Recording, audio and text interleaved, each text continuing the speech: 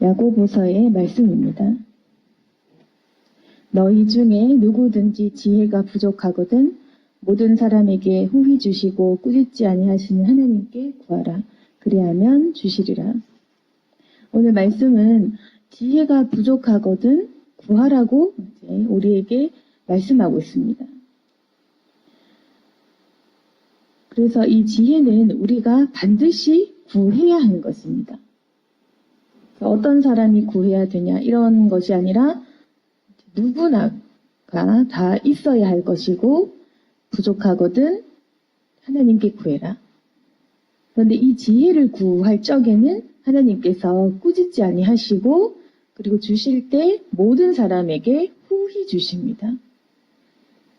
성경 말씀에 구하라 주시리라 이런 말씀이 여기에 있는 것입니다.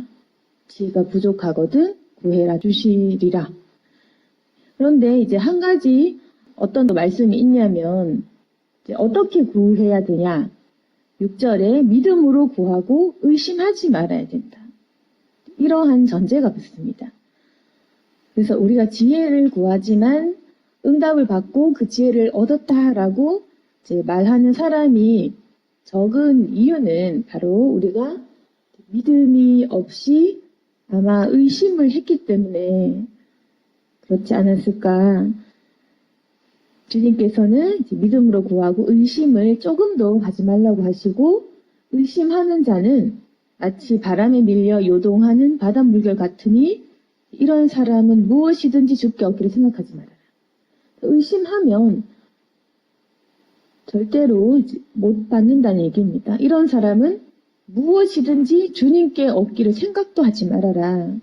그래서 우리가 이 부분이 어렵습니다. 내가 과연 받을 수 있을까? 하나님이 주실까? 내 기도를 응답하실까? 이것이 맞을까? 라는 그 의심 때문에 우리가 실제로 기도의 응답을 받아서 누리기가 간단하지 않는 것입니다. 주님 말씀은 이렇게 두 마음을 품어 모든 일에 정함이 없는 자. 이런 사람은 주님께 아무것도 얻을 수가 없다. 두 마음을 품는 것. 얻고 싶다. 그런데 또 얻고 싶지 않다. 또는 믿는다. 그런데 또 믿지 못하겠다. 이제 이런 두 마음. 우리 마음에 갈팡질팡하는 두 마음, 의심도 했다가 또 믿었다가 반신반의하면 그 어떤 일에도 정함이 없기 때문에 그래서 얻을 수가 없다는 것입니다. 그래서 반대로 내 마음을 믿기로 정하면 얻을 수가 있다는 것입니다. 이게 중요한 것입니다. 내가 마음을 정하는 것, 지혜를 구하기로, 그리고 믿음으로 구하고 의심하지 않기로 정하면 얻을 것이고, 만약에 내가 의심을 하면 아무것도 못 얻을 것입니다. 그래서 우리 믿음에 따라서 받는 사람, 못 받는 사람 그렇게 되는 겁니다. 근데 중요한 것은 우리가 지혜라고 하면 내가 부족하니까 구해야겠다 이렇게 이제 생각할 수도 있겠지만 문제는 성경에서 말한 이 지혜가 무엇인지 이게 무엇이길래 우리가 구해야 되고 그리고 이것은 왜 하나님께서 구하기만 하면 꾸짖지 않고 다 주시는지 그게 중요한 것입니다.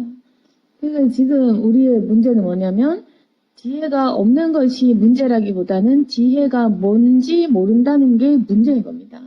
그래서 우리 신앙생활을 하는 성도들의 많은 문제는 뭐냐면 성경에서 말하는 복이 무엇인지 성경에서 말하는 복음이 무엇인지 또는 성경이 말하는 지혜가 무엇인지 사랑이 무엇인지 천국이 무엇인지 우리가 이 영적인 그 의미 완전한 것들 또는 이 거룩한 것들에 대해서 잘 모르기 때문에 우리가 성경을 보지만 깨달음이 적은 것입니다.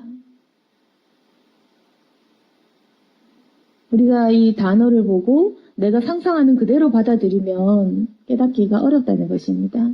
그러니까 내 생각, 내 편견 또는 세상 가치에서 세상이 말하는 그런 것들을 우리가 이 성경에서 같이 생각하다 보면 성경이 말하는 것들을 깨닫게 어렵습니다. 그러니까 우리가 이제 기대하는 지혜 또는 세상이 말하는 지혜를 여기서 우리가 이렇게 접목을 하면 안 된다는 것입니다. 그게 아니고 성경이 말씀하는 이 지혜가 그럼 무엇이고 어떤 건지 우리가 성경을 통해서 알아야 된다는 것입니다. 성경을 통해서 성경이 말하고 있는 지혜는 무엇이냐? 그게 바로 야고보서 3장에 적혀 있습니다. 지혜가 무엇이고 어떤 거냐? 우리가 지혜를 한마디로 이거다 저거다 이렇게 말할 수는 없겠죠. 지혜를 한마디로 지혜는 이거다 저거다 뭐 이렇게 큰 것들을 설명할 수는 없겠지만 지혜가 어떤 것이고 어떤 특성이 있는지 지혜가 어떤 모양을 갖추는지 그걸 보면 우리가 지혜는 이거구나라는 것을 깨달을 수 있는 것입니다. 우리가 모든 것을 한 단어로 한마디로 한 문장으로 짧게 그렇게 설명할 수 있고 이해할 수는 없고 이해시킬 수는 없지만 이 성경 말씀을 보면서 지혜가 어떤 것인지에 대해서 우리가 알게 되면 지혜가 이거구나 깨달을 수 있다는 얘기입니다. 성경에서 말하고 있는 지혜는 뭐냐면 야고보서 3장 17절에 그렇게 기록이 되어 있습니다. 오직 위로부터 난 지혜는 첫째 성결하고 다음에 화평하고 관용하고 양순하며 긍휼과 선한 열매가 가득하고 편견과 거짓이 없다. 이렇게 되어 있습니다. 야고보서 3장 13절의 말씀은 어떻게 되어 있냐면 너희 중에 지혜와 총명이 있는 자가 누구냐? 그는 선행으로 말미암아 지혜의 온유함으로 그 행함을 보일지니라. 이렇게 기록되어 있습니다. 그러니까 성경에서 지혜를 얘기할 때 지혜는 이것이다. 지혜는 저것이다. 이렇게 얘기한 것이 아니고 일단 뭐냐면 지혜를 설명할 적에 너희 중에 어떤 사람이 지혜가 있는지 그걸 얘기하고 있고 어떤 것이 하나님이 좀 위로부터 내려온 것이 아닌지 어떤 것이 이 지혜가 아닌지에 대해 설명을 하고 있고 또 하나는 지혜는 어떤 결과와 어떤 열매를 맺는지 그렇게 설명을 하고 있다는 것입니다. 이거를 우리가 알면 지혜가 무엇인지 알 수가 있습니다. 13절에 말하는 것은 너희 중에 지혜 있는 자가 누구냐? 우리가 지혜가 뭔지 잘 모르고 있는데 그럼 우리 중에 일단 그 지혜가 있는 사람이 어디 있느냐? 그러니까 어떤 사람이 지혜를 지금 우리 중에서 받은 사람일까? 우리가 쉽게 판단할 수는 없겠지만 지혜를 가진 사람 어떠냐면 13절에 보시면 그는 선행으로 말미암아 지혜의 온유함으로 그 행함을 보일지니라 이렇게 기록이 되어 있습니다. 그러니까 쉽게 설명하면 지혜가 누가 있냐? 그 지혜가 있다는 사람은 선행으로 말미암아 행함을 보인다. 지혜가 있는 사람은 그 지혜를 가지고 행함으로 보인다는 것입니다. 지혜는 행하는 특성이 있다는 것입니다. 이게 무엇인지 알겠죠? 왜 지혜와 행함이 연결되고 믿음과 행함이 절대로 분리될 수 없는지 야고보서는 얘기하고 있는 것입니다. 지혜와 행함이 떨어질 수가 없고 지혜라는 것 자체가 힘이 있어서 행할 수밖에 없는 성격이 있다는 것입니다. 그래서 행하지 않는 사람은 무식해서 그렇다 이 말입니다. 지혜가 없는 사람은 행하지 않는다. 지혜가 있는 사람은 행할 수밖에 없다. 그러니까 나는 행함이 없는데 지혜가 없어서 그런 것입니다. 알기는 아는데 못하는데요가 틀렸다는 것입니다.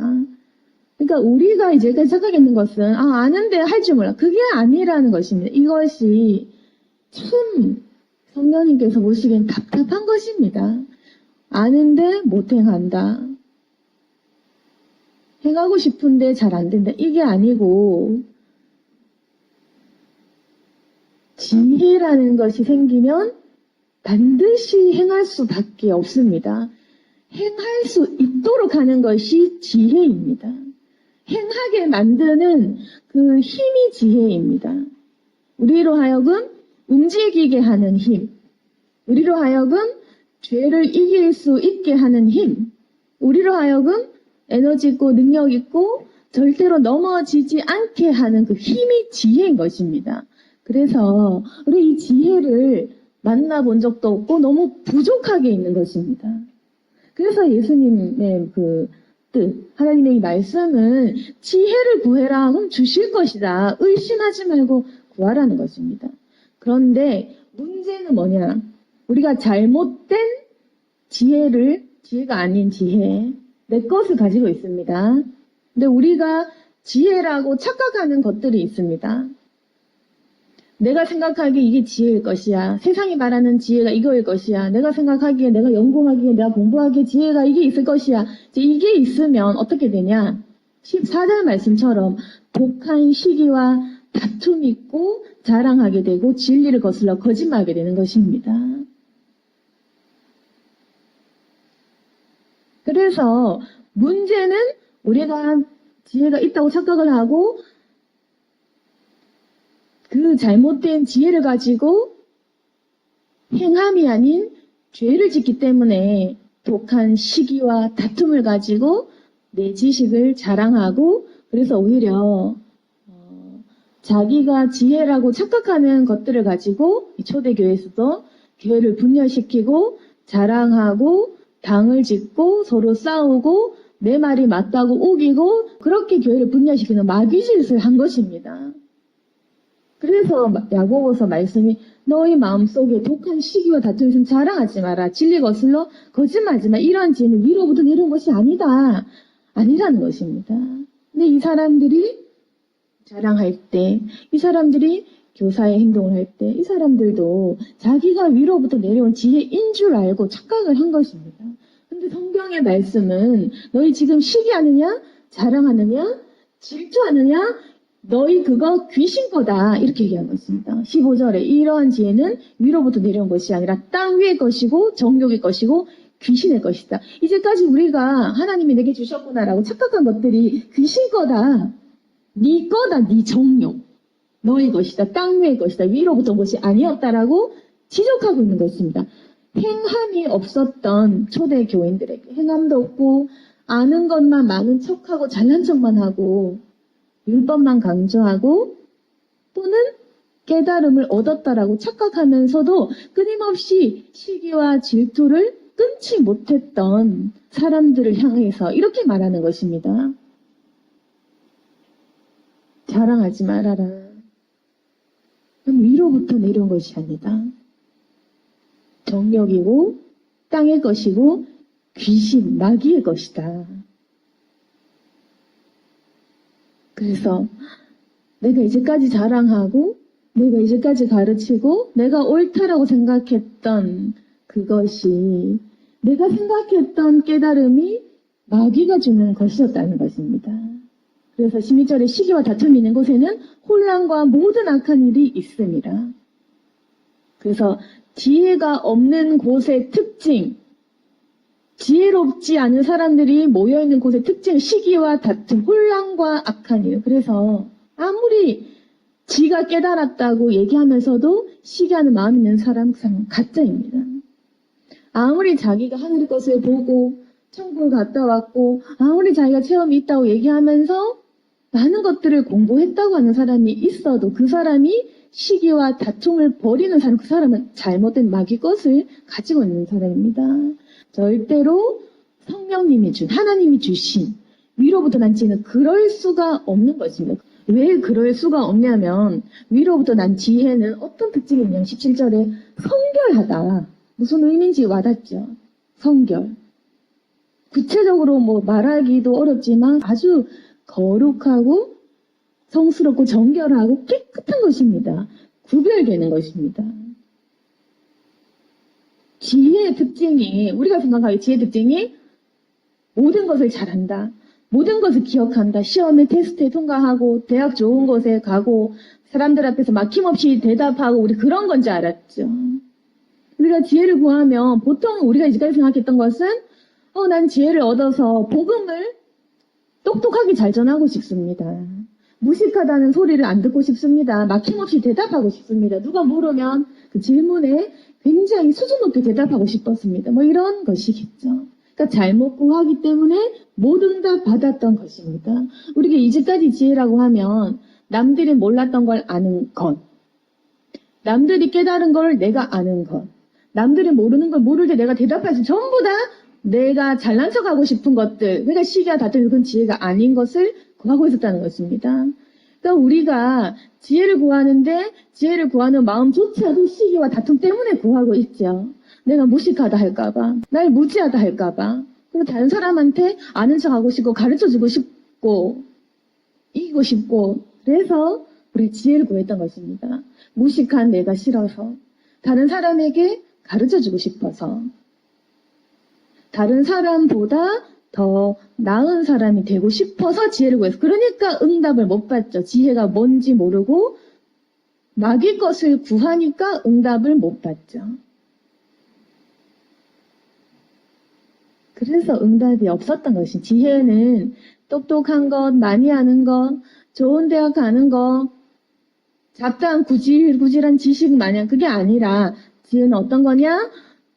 거룩한 것이다. 성결하다. 다음에 화평하고 관용하고 양순하며 긍휼과 선한 열매가 가득하고 편견과 거짓이 없는 것이다. 이것이 지혜라는 것입니다. 그래서 우리가 만약에 지혜를 구한다는 말은 뭐냐면, 하나님 저를 성결하게 해주세요. 제가 관용하고 양순하게 해주세요. 제가 긍휼 여기게 해주세요. 제가 이제 행위에서 선한 열매가 가득하게 해주시고 내 안에 편견과 거짓이 없게 해주세요. 이게 똑같은 말입니다. 근데 우리가 똑똑해지고 싶고 아는 것이 많아지고 싶었지, 언제 우리가 하나님 저는 긍휼이 많아지고 싶어요. 관용하고 용서 많이 하고 싶어요. 하나님 저는 양순한 사람이 되고 싶어요. 우리가 언제 그렇게 기도했습니까? 그러니까 못된 마음 가지고 악한 마음 가지고 시기 질투를 가지고 경쟁하면서 사람에게 이기려고 구했기 때문에, 그래서 우리가 무식한 상태로 구했기 때문에 기도응답이 없다. 그런데 우리가 이 지혜가 무엇인지, 지혜가 추구하는 것, 지혜의 결론, 지혜가 어떤 것인지, 성스럽고 거룩한 것이 어떤 것인지 알면, 그러니까 사실은 구하기가 싫은 것입니다. 하나님 용서하게 해주세요. 거룩하게 해주세요. 참게 해주세요. 다른 사람을 인내하게 해주세요. 더 불쌍히 여기게 해주세요. 내가 참게 해주세요. 내가 선한 열매를 맺게 해주세요. 누가 이걸 구하고 싶겠습니까? 그래서 진짜 알고서 이 지혜를 구하는 사람은 없다는 것입니다. 지혜가 바로 나를 희생하고 내 인격을 올바르게 하면서 내가 십자가 지는 것이 아니겠습니까?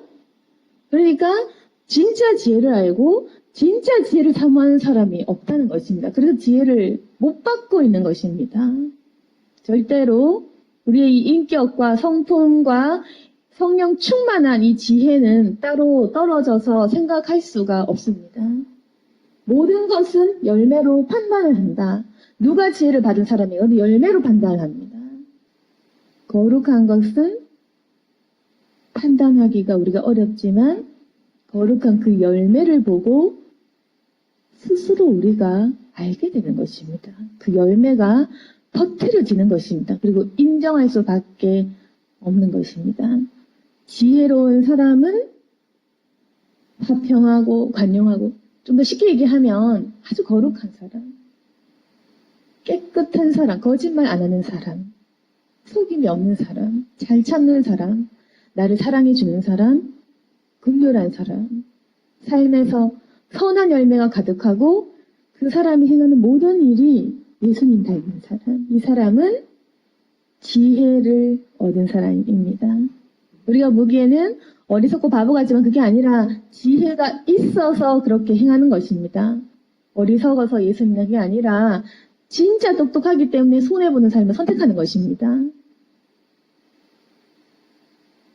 정말 똑똑한 사람은 영원하고 변치 않은 것을 구하고 내가 죽기 전에 후회하지 않을 행동들을 합니다. 그래서 정말 지혜로운 사람은 그 사람이 하는 행동이 이렇게 달라지는 것입니다. 그래서 하나님께서는 지혜는 구하는 자에게 그 누구에게나 줄 것이다. 근데 우리가 지혜를 원하고 구했음에도 불구하고 받지 못했던 이유는 우리가 생각하는 그 지혜는 우리가 이제까지 마귀 것을 구했다. 잘못 알았던 것입니다. 지혜가 무엇인지 우리가 몰랐던 것입니다. 그리고 우리가 지혜를 얻었다고 착각을 했던 것입니다. 그래서 다시 한번 정리를 하면 마귀가 준 지혜, 마귀가 주는 그 착각하는 그 지혜라는 그 생각들은 우리 마음에 시기와 질투를 일으키고 자랑하게 만들고 하다 보면 자기도 이겨야 되니까 말하다 보면 진리를 거슬러 거짓말까지 하게 되는 시기와 다툼을 일으키게 되고 오히려 우리 교회에서 가정에서 혼란을 일으키는 그게 바로 마귀가 주는 잡생각들이었던 것입니다. 근데 우리가 지혜를 얻게 된다면 이 지혜는 우리가 정확히 이거다 저거다 말할 수 없지만 이 지혜를 얻게 되면 내가 거룩해지고 온유해지고 긍휼이 많아지고 선한 열매가 가득한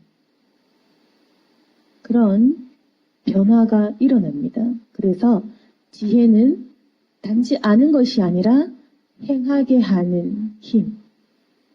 나로 하여금 행할 수밖에 없게 하는 그 깨달음이라는 것입니다. 깨달으면 우리의 행동이 고쳐집니다. 그래서 우리가 이 지혜를 반드시 얻어야 된다는 것입니다.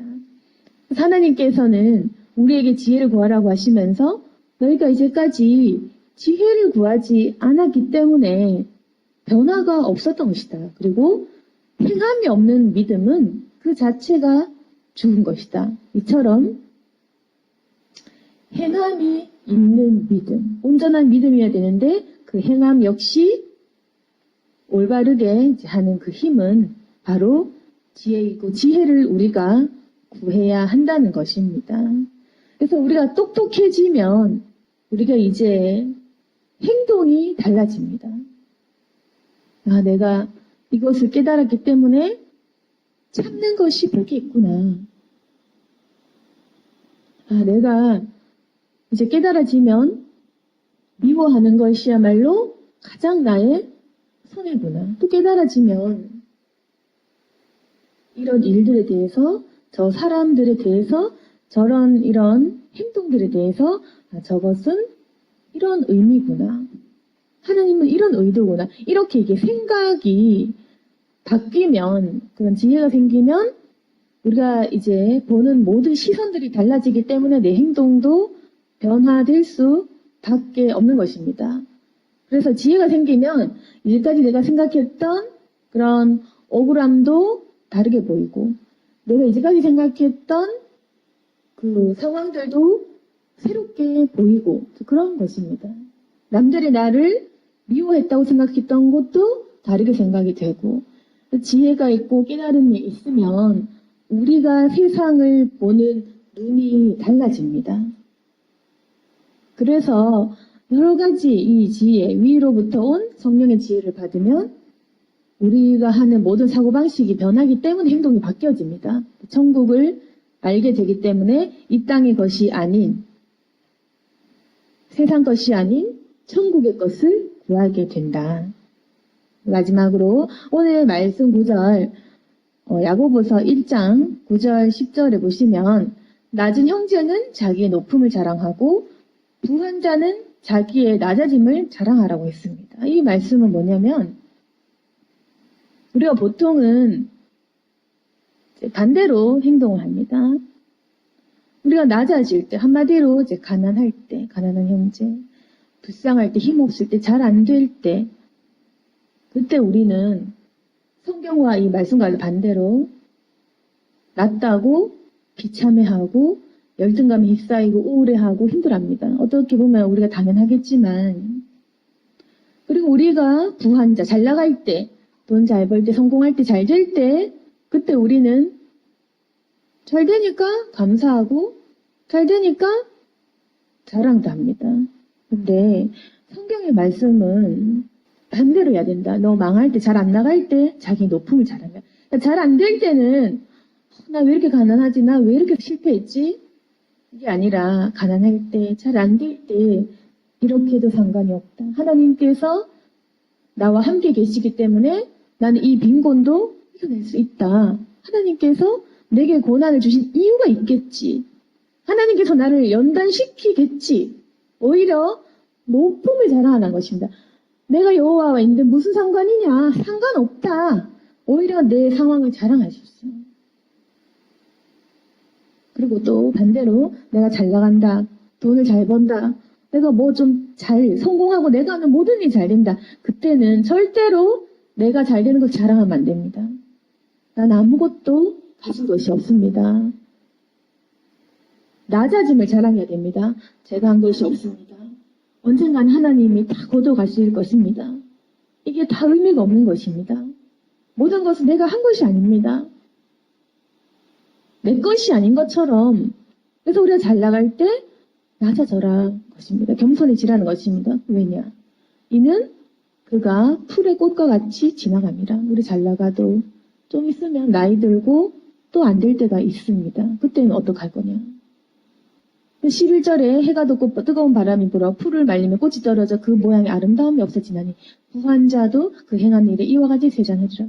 우리가 아무리 잘 나가도 결국 세잔해집니다. 왜 그러냐? 난 영원히 잘 될 건데 누가 확신합니까? 왜? 다 나이가 드니까. 정말 공평한 것입니다. 아무리 부자도, 재벌가의 회장도 나이가 들고 병원에 입원하고 죽기 때문에 그 어떤 사람도 피해갈 수 없이 누구나 다 세잔해질 거다. 공평하게 될 거다. 그래서 우리가 가난할 때 있고 잘 나갈 때가 있고 건강할 때가 있고 아플 때가 있고 또 부유해질 때가 있을 건데 결국에는 똑같이 공평하게 늙고 공평하게 아플 것이며 똑같은 죽음을 맞이할 것입니다. 똑같이 육신이 다 죽습니다. 천국에 가는 믿음을 가지고 있지만 누구나 다 육신의 죽음을 맞이하겠죠. 그렇기 때문에 절대로 낮아진다고 그럴 필요 없다. 오히려 낮아질 때 하나님과 함께하는 것을 만족하며 주님을 경외하고 자랑해라. 부할 때 어차피 너 곧 망할 수도 있다. 너 나이 들어봐라. 똑같다. 세잔해질 것이다. 가진 것도 빼앗길 수가 있고 낮아져도 잘 될 때 있는 것입니다. 그래서 우리가 지금 좀 뭔가 좀 안 된다 그러면 자랑하고 높아지기 원합니다. 내가 조금 잘 된다 싶으면 그때는 반드시 납작 엎드려야 됩니다. 그래야지 지속적으로 잘 될 수 있는 그 비결이 됩니다. 하나님께서는 우리로 하여금 오히려 낮아질 때, 우리 형편이 안 좋을 때 우울해하지 말고 비참해하지 말고 오직 여호와를 자랑하고 당당하게 살아라. 그리고 네가 잘 될 때 더 겸손해라. 그렇게 하면 주님께서 우리의 마음을 보시고 계속해서 우리를 안전하게 좋은 길로 인도해 주실 것입니다. 오늘 말씀을 마무리하겠습니다. 우리가 이 지혜를 가져야 되는데 이제 내 상황에 대한 그 모든 것들도 이 지혜가 생기면 우리가 극복을 할 수가 있을 것입니다. 내 상황을 이길 수 있는 힘, 그리고 나 자신을 바꿀 수 있는 힘, 그리고 우리가 행할 수 있도록 나에게 동력을 주는 것도 결국은 이 지혜입니다. 하나님께서는 이 지혜를 구하라고 하십니다. 후히 줄 것이다. 구해라. 단 믿음으로 구해야 된다. 근데 우리가 지혜가 무엇인지 모르고 마귀의 것을 구하면 당연히 주시지 않습니다. 마귀를 주실 리가 없으니까요. 그래서 우리가 마귀 것이 아닌 양순하고 긍휼하고 행함이 있는 사랑이 많고 긍휼이 가득한 열매를 맺는 이 지혜를 구하시면 결국에는 지혜를 구한다는 말 자체가 나 자신의 변화를 위해, 나의 올바른 인격을 위해, 그리고 나의 그 성품의 변화를 위해 그렇게 기도하는 것이 되기 때문에 비로소 우리가 온전한 믿음을 가질 수 있습니다. 행함이 있는 믿음, 지혜가 있는 믿음. 그래서 남들로 하여금 정말 인정할 수밖에 없는 힘이 있는, 복음을 전파할 수밖에 없는 그런 믿음을 가질 수 있다는 것입니다. 그래서 우리가 이제까지 납득이 안 되는 그 교회와 사람들과 이런 것은 뭐냐면 잘 몰랐기 때문에 지혜도 없고 믿음도 없고 행함이 없었기 때문에 우리가 인정할 만한, 존경할 만한 사람 보지 못했죠. 우리 이제 내가 되어야 되는 것입니다. 우리는 전혀 모순되지 않는 지혜도 있고 행함이 있는 성령받은 충만한 사람이 되어야 된다는 것입니다. 그래서 내 마음에 혹여 시기와 질투가 있다면 아직 지혜가 없구나. 더 돼야 된다는 것입니다. 지혜가 생기면 미움과 다툼과 시기가 사라집니다. 지혜가 있으면 사랑하고 긍휼이 많은 그런 사람이 되는 것입니다. 저와 여러분이 다 이 지혜를 구하고 응답을 받아서 하나님 앞에서 온전하고 순전한 사람으로 거듭나기를 소망합니다. 아멘. 기도하겠습니다. 거룩하신 하나님 아버지, 결국 이 지혜 자체가 바로 예수 그리스도이십니다. 지혜란 무엇인가? 바로 예수님 그 자체이시고 우리가 예수님을 구하고 성령을 받을 때에 우리의 모습과 마음이 변화가 될 것입니다. 하나님 아버지, 행함이 있는 믿음 주시고 지혜로운 자들이 될 수 있도록 도와주시옵소서. 후히 주시는 주님께 구하오니 우리 모든 성도들 하나하나 빠짐없이 지혜를 다 부어주시고 특히 우리 어린 자녀들도 지혜가 가득한 아이들로 자랄 수 있도록 도와주옵소서. 때로는 우리가 낮아질 때, 때로는 부해질 때도 있었습니다. 항상 우리 인생에 굴곡이 있었지만 주님, 낮아질 때 도리어 자랑하고 기뻐하고 또 부해질 때 도리어 겸손해지는 주님 보셨을 때에 참으로 주님과 동행하는 겸손한 사람들이 다 될 수 있도록 도와주시옵소서. 잘 된다고 기뻐하고 가벼워지거나 하지 않도록 도와주시고 또 못된다고 해서 슬퍼하거나 좌절하지 않도록 도와주시고 오직 여호와로 말미암아 살아갈 수 있도록 도와주시옵소서. 이제까지 두 마음을 품어서 요리 갔다가 저리 갔다가 하나님 우리 마음이 요동을 치고 하나님 우리가 모든 일에 정하지 못하고 갈팡질팡 고민하고 갈등을 많이 했습니다. 이제 주님으로 인하여 한 가지 일에 정할 수 있도록 도와주시옵소서. 주님 일을 하겠다. 교회를 위해 일하겠다. 또는 주님을 위해 이러한 사람이 되겠다. 정해서 결단하고 주님께 인정받는 저희들이 되게 도와주옵소서. 우리 모든 성도들을 지켜주시고 인도해 주셔서 여러 가지 깨달음과 기쁨 속에서 살아가는 거룩한 주의 백성 되게 하여 주옵소서. 예수님 이름으로 기도드렸습니다.